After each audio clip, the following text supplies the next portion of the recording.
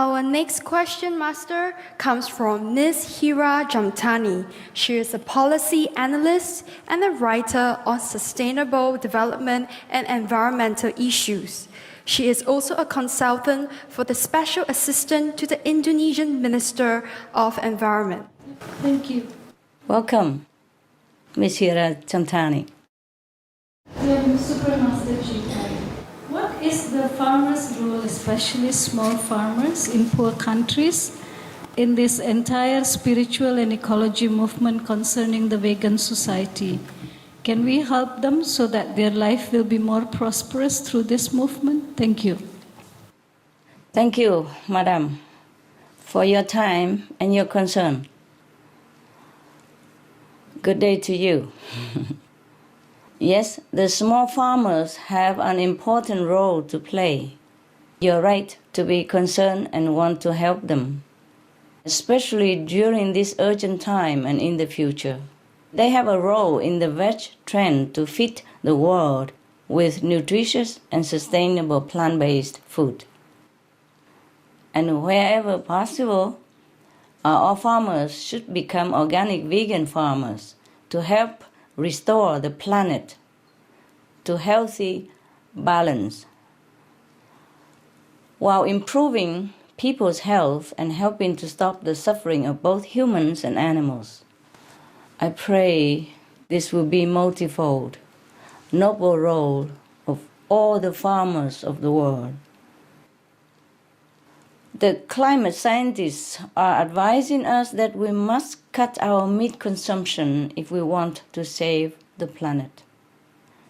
Because the animals' farms are too inefficient, too costly, depleting natural resources, polluting the environment, creating huge medical costs, water shortage, war hunger, and conflicts. In contrast to animal raising, growing organic vegetables, fruits and legumes yield more and better nutrition, is harmonious for humans, animals, and the environment, and is more profitable.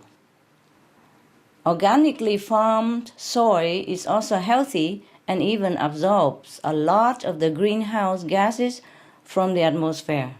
In fact, if tillable land was globally used for organic farming, it would absorb 40% of all greenhouse gases, at least. Can you imagine? 40% will be absorbed by organic farming method. Then we have another 50% that will be cut off by abolishing animal industry. Then our planet will be healthy. Very simple, logical, scientific, and quick. Contrary to some beliefs, organic farming is quite profitable, and especially for small farmers. We have examples everywhere, and we have shown some of these examples on Supreme Master Television, where the farmers just sprinkle the seeds on the land, that's it. No water needed, no fertilizer needed, not much work to do even. You just sit there and wait for the rain to come, or even not rain much. Then they will harvest, and harvest in abundance. Now, we have also multiple studies in the United States, India, and New Zealand. They all have confirmed this, that some of the reasons for the greater profit are that the production costs are lower than conventional farming. There are more crop varieties that could be rotated, such as corn, soybean, and alfalfa. Also, the organic system is naturally more resistant to drought than conventional farm system. In the United States, crop yields were at least the same and even up to 3 times higher than normal after the switch to organic vegetable farming. Can you imagine? We harvest 3 times more in the same piece of land if we do organic farming. At the same time, the environment is more protected. The produce is healthier and tastier.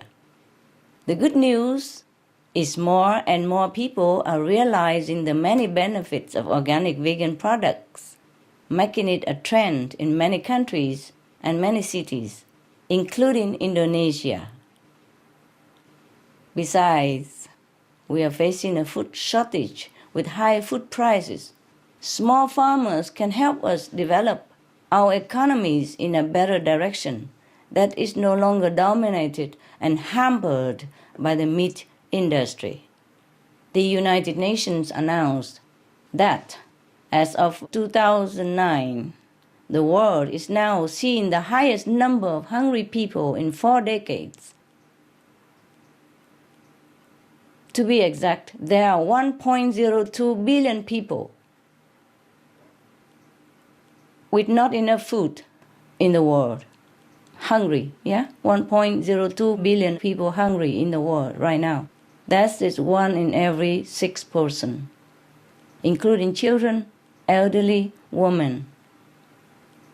While we are sitting here in safety and comfort and have sufficient food for ourselves and our family, our neighboring people, our world co-citizens, more than 1 billion of them are living in poverty, in hunger, in thirst, no sufficient water, no clean water, no food to eat. Children are dying every few seconds.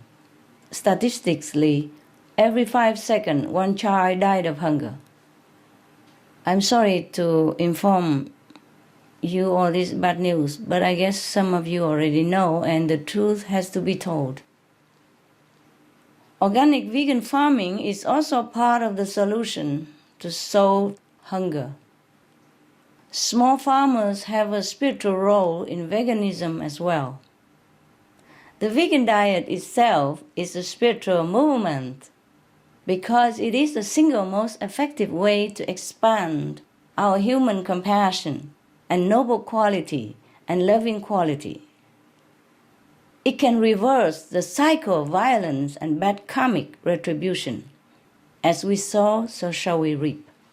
And it places us within a circle of love, protection, and mercy from any negative happenings in the physical realm. So the vegan organic farmers support countless others to have this great merit by providing them with food that has minimal or is free of violence. And through that, he surely gains many spiritual merit himself. In many cases, organic farming is not different at all from conventional methods. Not much.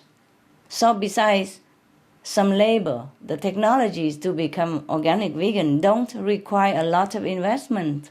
But in case the farmers need help, the government can provide. Because the government subsidizes for meat farmer anyway. So instead of subsidize for meat industry, we subsidize the organic farming industry. So the government can give them vegetable seeds and training on a better ways to farm without using chemical fertilizers, because sometimes the farmers are just not well informed about the harms of livestock raising or the chemicals or the fertilizer or insecticide. They're not informed about a better way to grow vegetable and make more profit. The government can help them implement the measures to conserve the land and improve the quality of their products so that their buyers will trust in them, etc. The government can also set up a certification and quality standardization system to further promote the organic vegan industry. Now, regarding your question on how we can help the small farmers, we can ask the government to support them in becoming organic vegan by letting them know that this is what the citizens want and this will save the world. We can encourage our supermarket, our schools, our company, etc., as well as to consider this healthier, more practical way of nourishing people. Ultimately, as consumers, we, the ordinary citizens, have a lot of power in our hands, and it's up to us to create the demand for the right foods and boycott the wrong ones, the harmful foods, the dangerous foods to us and to our children, the foods that are leading our planetary home to destruction. Instead, we should choose to buy organic vegetable and fruit products to save our lives and those of our families, save the animals and the planet. Even if organic vegan is not yet possible or available to you, the most important first step is to stop buying and eating meat, fish, eggs, dairy, and any animal products. For you and for your family's sake, for the natural resource sake, and to plant the seeds for a better agriculture system for everyone. In this way, not only can all the farmers prosper, we help them in this way, but everyone will prosper and enjoy a long and thriving life.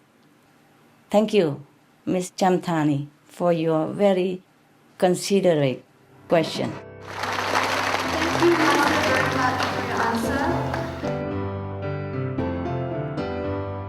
Some of the benefits of a vegetarian diet: lowers blood pressure, lowers cholesterol levels, reduces type 2 diabetes, prevents stroke conditions, reverses atherosclerosis, reduces heart disease risk 50%, reduces heart surgery risk 80%, prevents many forms of cancer, stronger immune system, increases life expectancy up to 15 years, higher IQ, saves 70% of the total cost of $40 trillion for reducing global warming, uses 4.5 times less land to grow food, conserves up to 70% clean water, saves 80% of the cleared Amazonian rainforest from animal grazing. A solution for world hunger. Free up 3.4 billion hectares of land, free up 760 million tons of grain every year, half the world's grain supply, consumes 1/3 fossil fuels of those used for meat production, reduces pollution from untreated animal waste, maintains cleaner air, saves 4.5 tons of emissions per U.S. household per year, stop 80% of global warming. Plus more.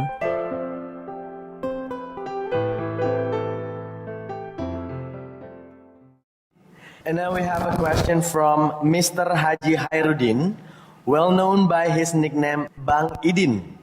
He is a farmer and founder of Sangha Buana Environmental Farmers Group. Welcome, sir. Terima kasih. Yang saya hormati Mr. Ching, yang saya hormati dan saya cintai. Nama saya Bang Idin. Saya dari kelompok petani. Namanya kelompok tani lingkungan hidup Sangga Buana. Arti kata Sangga Buana, filsafatnya adalah Sangga Tiang Buana Kehidupan Alam Semesta. Kerjaan saya sehari-hari adalah di sungai. Bagaimana saya membersihkan sungai, sampah menjadi bagian pupuk organik yang saya tanemin selama hampir 15 tahun yang lalu, tumbuh di kawasan hutan konservasi Kali Pesanggerahan. Itu pekerjaan saya. Dan saya dengan teman-teman 15 tahun yang lalu sudah bicara bahwa saya di sana itu dari 60.000 pohon, kawasan tanaman obat, tanaman langka, koridor burung, ditanaman dengan pupuk organik. Mr. Ching yang saya hormati, bahwa filosof dalam saya berjuang ini dalam kelompok tani, bahwa alam ini bukan warisan, tetapi titipan anak cucu. Nah, cuman bagaimana? Saya bukan menjadi petani pegan, tapi sudah berjuang untuk bagian pegan. Dan saya memelihara ikan di sungai-sungai, di alam bebas, tetapi tidak dimakan, tetapi dijaga dengan kelompok-kelompok saya. Cuman bagaimana solusinya? Memberi pemahaman. Kelompok-kelompok saya adalah orang-orang yang tidak berpendidikan seperti saya. Orang-orang yang wawasannya pendek, tetapi paham. Karena kalau kata orang tua saya, orang pintar belum tentu paham, orang paham sedikit pintar. Bagaimana cara solusinya? Cara yang terbaik bagaimana petani saya menjadi nanti bagian orang penduduk yang punya ekonomi tinggi, dan filosofnya adalah dia tetap sayang kepada alamnya. Terima kasih.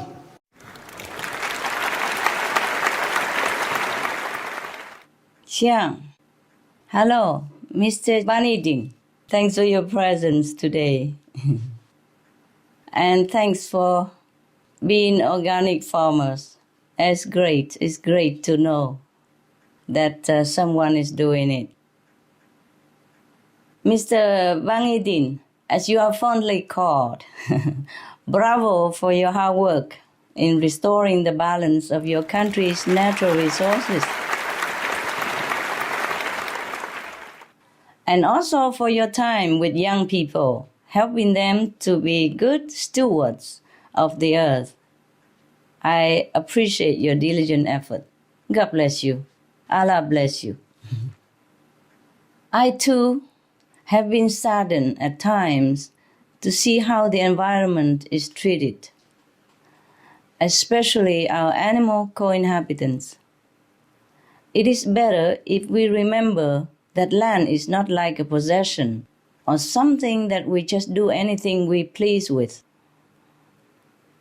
The land is part of the great being we call Mother Earth, which in a higher sense belongs to God. In fact, many religious beliefs describe the role of the human as the steward or caretakers of the planet. For example, in the Native American tradition, there is a saying, we do not inherit the earth from our ancestors, we borrow it from our children. Just like you have said that. The Christian Bible also mentions that the Lord God took the man and put him in the Garden of Eden to till and keep it. To till and keep it, mean to farm and keep it. Yes, like what you're doing. When God put the man in Eden to till and keep the Garden of Eden, I don't think God has told him to put chemical fertilizers into the land that God has made. Because God has made it perfect already. It's we who has been destroying the natural resources and underestimate the blessing of Allah, who has made everything perfect already for our use. We have no need for any artificial chemical to feed our crops. I don't hear any mention of chemical fertilizer in the Bible or in the Quran or in any other religious scriptures, regardless of what religions we belong. And the Prophet Muhammad, peace be upon him, has taught us like this. He said, the world is green and beautiful, and Allah has appointed you his guardian over it. So we should tend to the environment carefully, the way our Prophet has taught us. As I know you have been doing, the way you have been doing, sir, is great. It's according to Allah's will.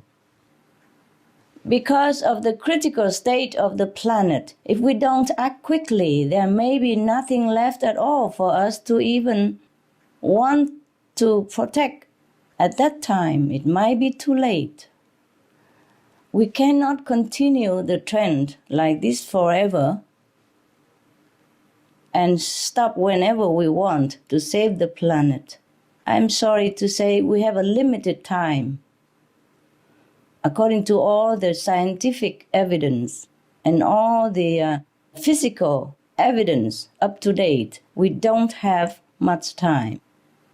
Even later on, if we want to save the planet, it won't be successful. So we must do it now, while we still have a chance.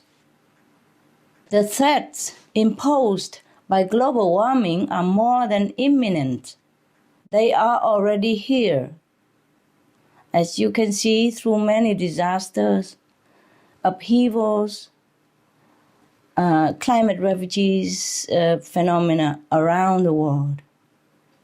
Now, according to expert scientists, the atmospheric temperatures are rising so steeply that we do not have much time left to change. We do not have much time left to change. And that is just what they have predicted up to date. But they always predicted and telling us that every time they updated something, it's always getting worse and always faster than they have predicted or they have expected. So we cannot sit here and wait. Even not much time left to change, we could not even rely on that. There may be even less time than not much. The effects of climate change can be seen in so many ways, with increased flooding, droughts, fire, and even earthquakes everywhere in the world. One of the most tragic disasters of our time was the tsunami that struck your country in 2004, that brought so much sorrow for Indonesian people and the people of the world. We still feel very sad remembering this. It's like just yesterday. Because the people who are affected, they do not forget yet what have happened to their children, their loved ones, their houses, their ancestral heritage. Many things has gone away with the tsunami. It's not just material. It's not just the loss of life. It's the heartbreaks that affect people in the aftermath. It's the living who has to live with the tragedy, with the memories of the loved ones and everything that's gone with it. I'm so sorry. It should not have happened, because Indonesian people are God-fearing people, very good people, hospitable, lovely people. I have been to your country many times and had the chance to experience the love of your countrymen. This should not have happened. It's just a collective bad karma of the whole world. And it has to happen somewhere. Somewhere that's more vulnerable than the rest.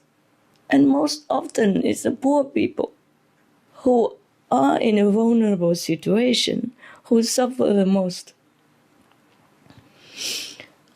I'm so sorry. I'm sure you feel the same, and your people still feel the pain of this tsunami even after all this time. The inside wound of the heart doesn't heal too fast. Maybe we can build them houses, give them money, give them food, but we cannot truly heal the pain in the people's heart. Can we? No. Not really, right? We can only pray to Allah to give them strength to continue.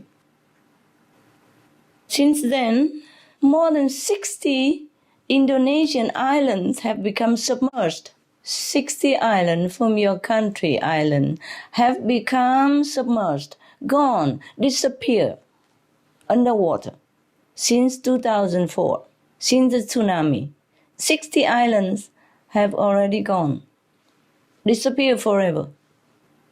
And your government is forecasting that 2,000 more islands may sink below the sea over the next decade or so. Due to global warming, it could be faster. Prediction doesn't always correspond to the nature phenomena or the things that happen due to retribution, due to our careless action. So, rising sea level is going to submerge, maybe faster than a decade. Another 2,000 of your beautiful, beautiful, irreplaceable jewel islands. Most recently, your country endured another earthquake. This is also another pain and heartache for people of Indonesia and the world. But this one, thankfully, not as devastating, but still with sorrowful loss of many lives. It was painful for me to hear of the human loss and the suffering. So I did what I can. Of course, like everybody else, I sent some humble contribution and sent some of our association members, blessed be their good heart, to try to offer comfort to those most in need. However humble the aid, it contains my shared sorrow and prayers for your people in time of need. I wish, of course, I could do much more, much more. So sorry. There have also been several quakes since, and scientists have discovered that earthquakes are linked to global warming because as the ice melts at the poles, North and South poles beneath Greenland, pressure shifts on the Earth's plate. That could trigger movement to cause earthquake. How do we stop these alarming changes, Mr. Charudin? We have to halt the meat consumption and the livestock raising, where animals live so briefly and then are brutally murdered en masse just for a few seconds of pleasure of the consumers. The greenhouse gases released from the animals, from their waste, agriculture runoff, and the activities related to these massive operations have been identified as the primary, the number one cause of global warming. Such facilities, which are known to be utterly inhumane, horribly filthy, and extremely overcrowded, have been built in Mexico, in the United States, and in Europe, with one or so, maybe more even in your country. On the island of Bulan, that contained 250,000 pigs. That's on the island of Bulan in your country. As the harmful emissions of these and other animal raising operations cause atmospheric temperatures to get hotter around the world, especially at the Arctic, the destructive effects are too many to count. They include disturbances to birds' migration patterns, homelessness of Arctic animals such as seals and penguins, and polar bears, because the ice is nearly gone, a ruined wildlife habitat. From Amazonian deforestation for cattle pasture and feed, the release of even more carbon dioxide and heat-trapping methane from thawing regions of permafrost, global sea level rise that is forcing people from their home. It's not just the earthquakes, it's not just a tsunami, it's not just a typhoon, it's not just the cyclone, it's the rising sea levels as well. Force people to lose their homes, their ancestral home, to go begging elsewhere. Losing also their dignity, the power to take care of their own family, losing their grace, losing their status of the caretaker of the family, losing everything, not just physical possession, losing their loved ones as well. And such extreme weather patterns that include extensive flooding along with prolonged droughts.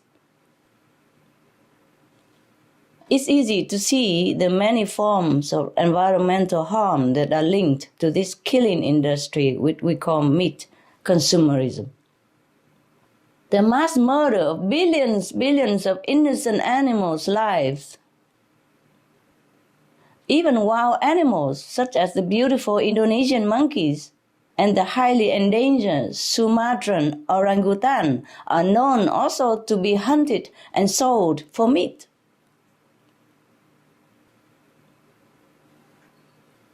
Mr. Charudin, in the Quran, Allah forbid the killing. Allah tells us to be merciful to all creatures. Prophet Muhammad, peace be upon him, told us to be merciful to all creatures. He told even his cousin not to eat meat. Please read the Quran again and tell me if I'm right. In our society, ladies and gentlemen, all the powerful people in the world, in our society, the law only punished someone who has done something wrong to the society. The animals, they have never done us any wrong. They live their life quietly. They're eating whatever God provides them. They don't harm us in any way. Even if some cases they do because we destroy their habitat, because they have nowhere to live. They have no more food in the nature for them to eat. So they have to come to us, trusting that we would share with them some food because we took away their habitat. In our society, if we took away something from someone, we pay back something. So the animals trusted that we would pay them back with some food. But in any case, we always kill them if they come too near. Now, I don't know if there's any law that say that human beings has the right to disturb the wild habitats of the animals.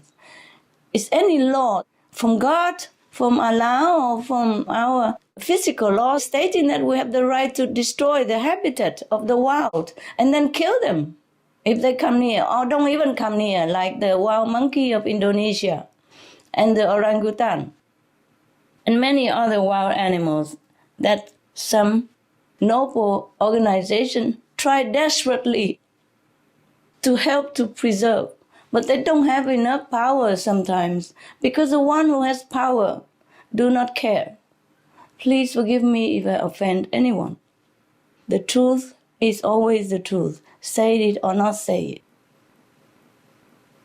Mr. Charudin, I hope you and the audience can agree that the legacy to our children should include our promise, our vow, our law to refrain from killing animals or making them suffer in any way if we want to call ourselves a civilized human race. We must protect the animals' lives, which are linked to ours. We have to protect them because they are us. Because if we don't protect them, we are vulnerable. Because heaven will not forgive us if we treat other co-inhabitants unkindly. Also because now we are at the point where we must change while there is still time. Otherwise, we will face disastrous consequences and we might lose the whole world, our lives altogether. If we want to receive the mercy of heaven for our life here on earth, we must first be merciful in granting the same dignity and freedom of life to the animals. I hope you agree. Only then can we have a return of the environmental balance that I know you also seek to protect, Mr. Charudin. That's why you are doing what you do. If everyone does this, our world will be transformed. So, please everyone, plant veg, be veg. And we can go green later when we already saved the planet. Save our planet. Please, I wish you the best, sir. God bless you. Thank you, Master.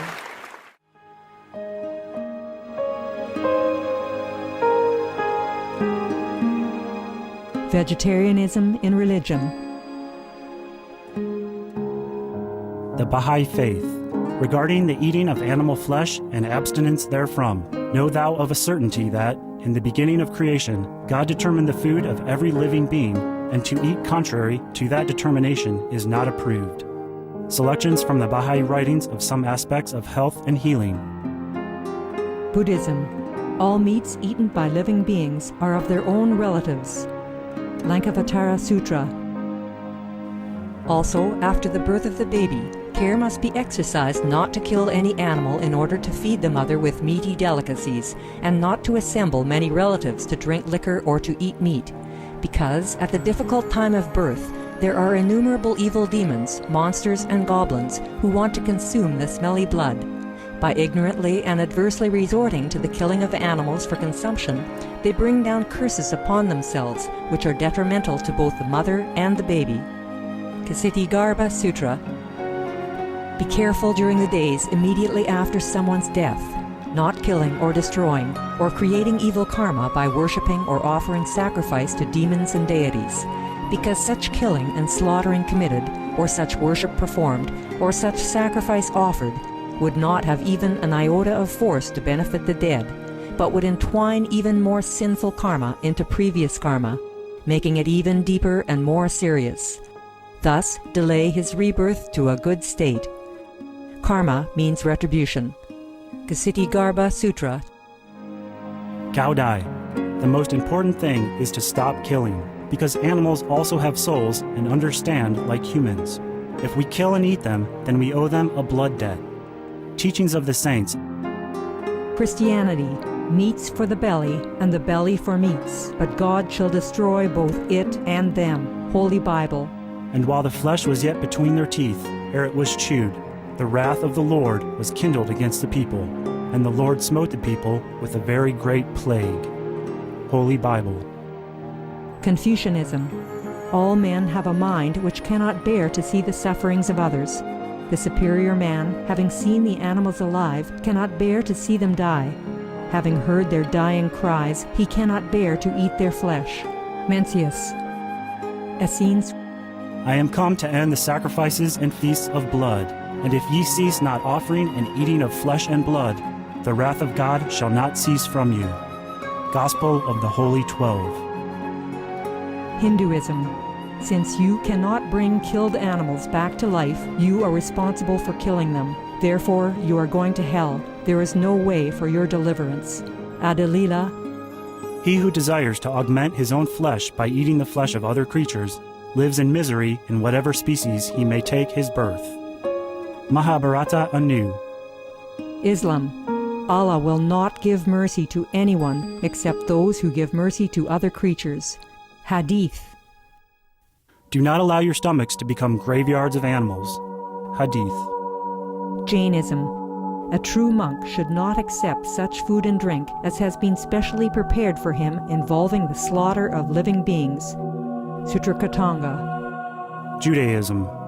And whatsoever man there be of the house of Israel, or of the strangers that sojourn among you, that eateth any manner of blood, I will even set my face against that soul that eateth blood, and will cut him off from among his people. Holy Bible. Blood meaning flesh. Sikhism. Those mortals who consume marijuana, flesh, and wine, no matter what pilgrimages, fasts, and rituals they follow, they will all go to hell. Guru Granth Sahib. Taoism. Do not go into the mountain to catch birds and nets, nor to the water to poison fishes and minnows. Do not butcher the ox that plows your field. Tract of the Quiet Way. Tibetan Buddhism. The offering to the deities of meat obtained by killing animate beings is like offering a mother the flesh of her own child, and this is a grievous failure, the supreme path of discipleship. Zoroastrianism. Those plants I, Ahura Mazda, or God, rain down upon the earth to bring food to the faithful and fodder to the beneficent cow. Avesta. Everybody knows that vegetarian diet is good for health and to save the planet. They will be awakening their own great, compassionate, loving self-nature, and then their level of consciousness will rise up automatically, and they will understand more than they ever did, and they'll be closer to heaven than what they are right now.